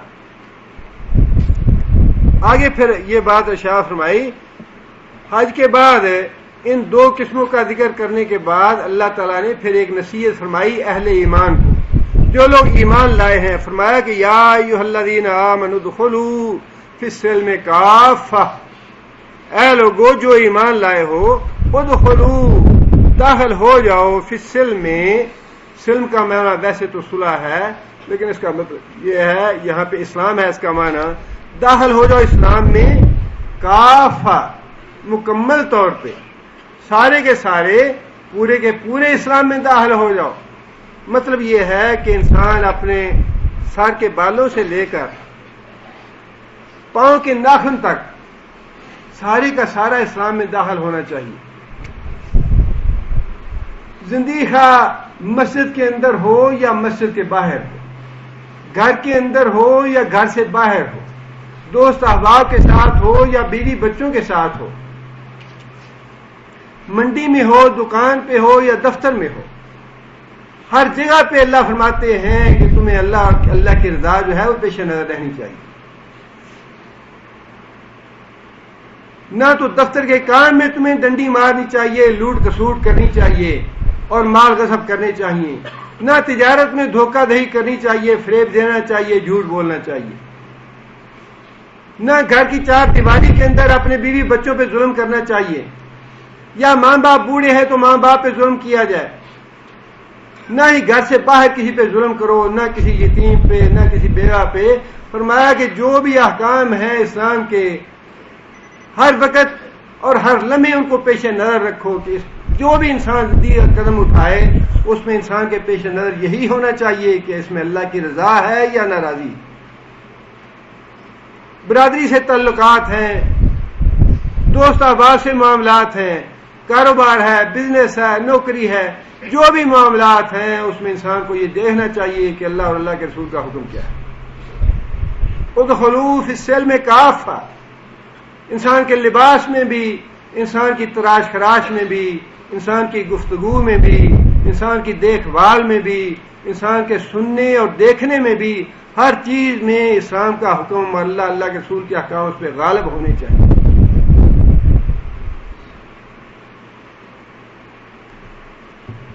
آگے فرمایا کہ ولا تتبعوا خطوات الشیطان، اور شیطان کی پیروی نہ کرو. شیطان کی پیروی یہ ہے کہ انسان بعض باتوں پہ تو ایمان لے آئے، نام تو عبداللہ رکھ لے لیکن کرتوت کرتار سنگھ والے ہوں، یہ کام نہ کرو، یہ شیطان کا کام ہے.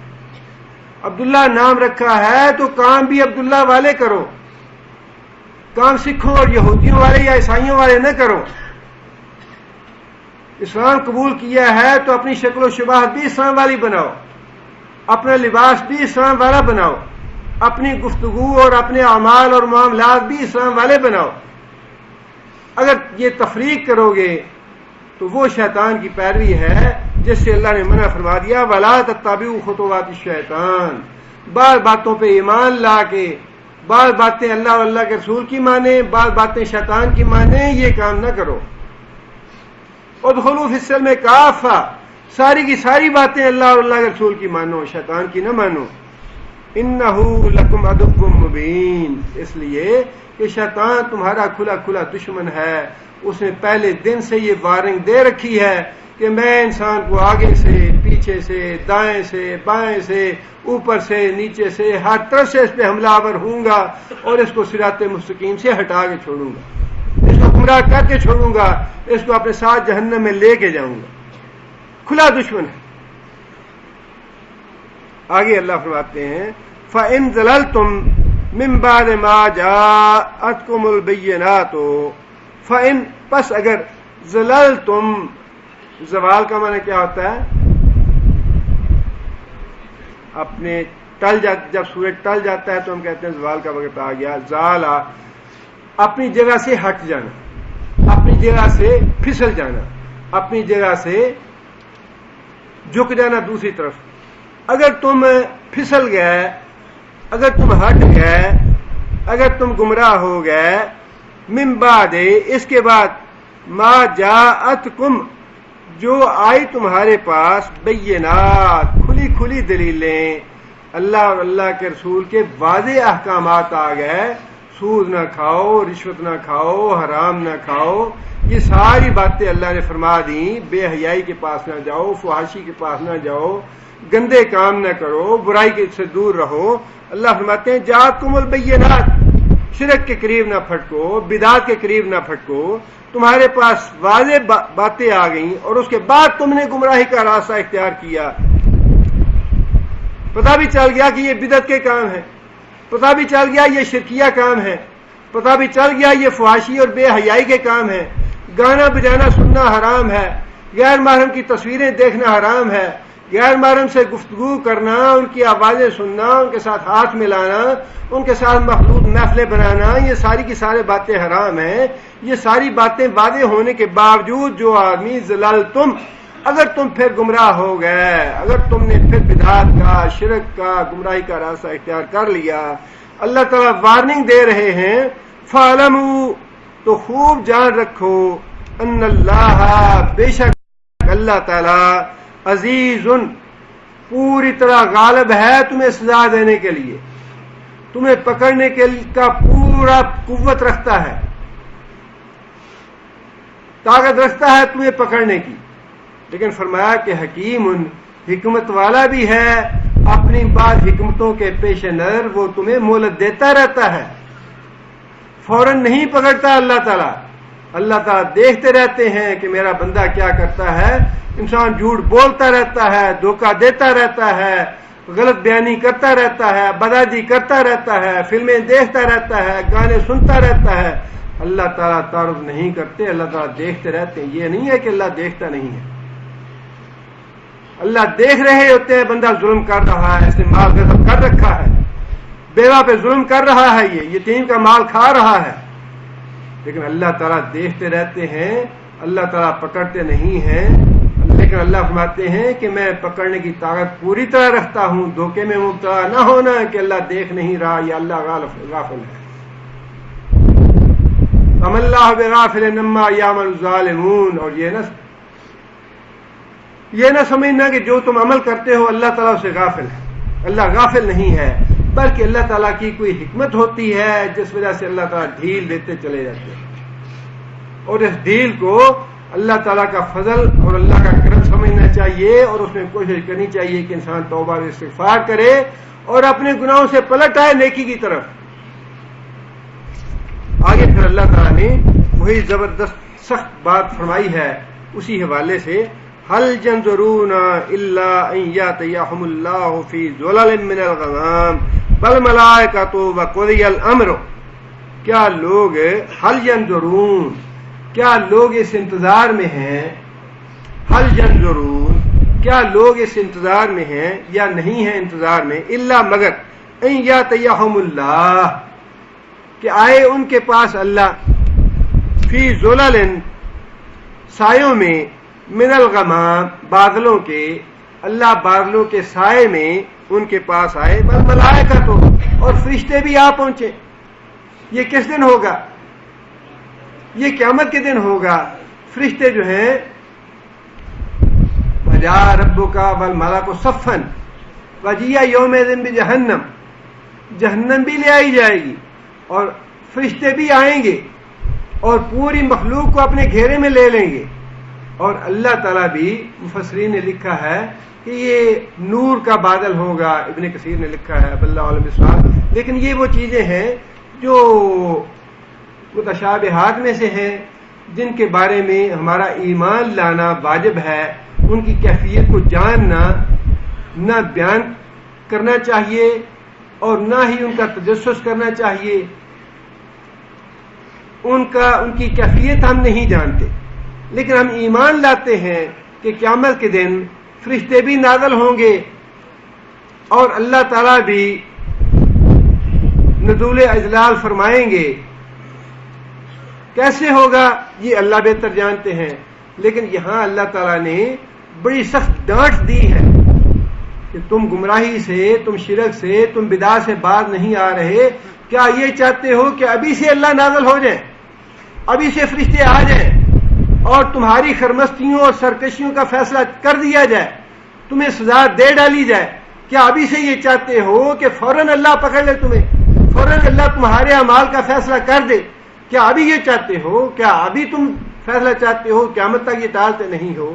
اللہ تعالیٰ نے ڈانٹ دی ہے کہ یہ دنیا کا جو وقت ہے اس کو غنیمت سمجھو، اس مہلت کو غنیمت سمجھو، اپنے اعمال کی اصلاح کر لو، سمجھ جاؤ اس وقت میں.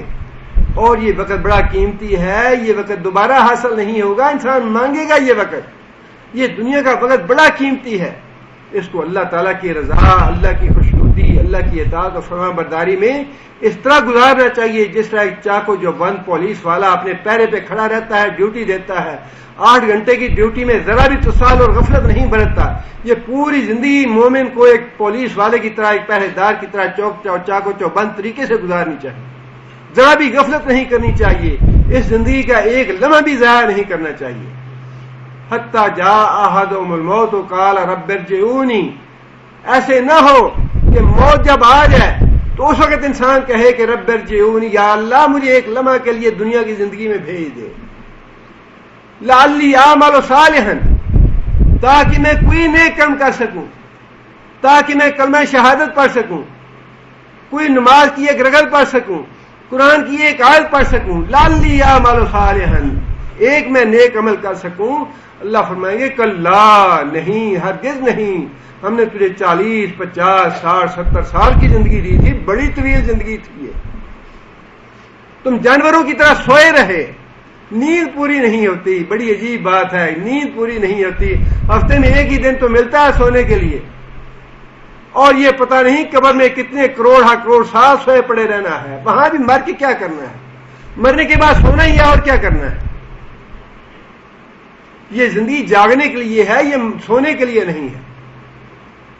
اور اللہ کے رسول نے یہ بات ایسے نہیں فرمائی کہ جو آدمی جہنم کے بارے میں جانتا ہے کہ وہاں کیسی سزائیں ہیں، کیسے عذاب ہیں، اور کیسی کیسی اللہ تعالیٰ نے پکڑ وہاں رکھی ہے. نبی صلی اللہ علیہ وسلم نے فرمایا کہ جو آدمی جہنم کے بارے میں جانتا ہے وہ آرام کی نیند کیسے سو سکتا ہے؟ وہ آرام کی نیند نہیں سو سکتا. اور جس آدمی کو جنت کی نعمتوں کا پتہ ہے، فرمایا وہ بھی آرام کی نیند کیسے سو سکتا ہے؟ جنت اور جہنم تو دونوں چیزیں ایسی ہیں. یہ شاید ایک تابعی تھے، ساری رات پہلو پلٹتے رہے، اور اکثر ان کے ساتھ یہ ہوتا کہ رات کو پہلو بدلتے رہتے، نیند نہ آتی۔ بیٹی نے پوچھا بھائی کیا بات ہے، آپ کو کوئی تکلیف ہے، بیماری ہے، یا کوئی رنج ہے، کوئی غم پہنچا ہے، آپ پہلو بدل بدل کے ساری رات گزار دیتے ہیں؟ کہنے لگے بیٹی جہنم کی آگ تمہارے باپ کو سونے نہیں دیتی، جہنم کی آگ سامنے رہتی ہے، سوؤں کیسے؟ نبی صلی اللہ علیہ وسلم نے فرمایا کہ جس کو جہنم کی آگ یاد ہے وہ تو چین کی نہیں سو سکتا اس دنیا میں۔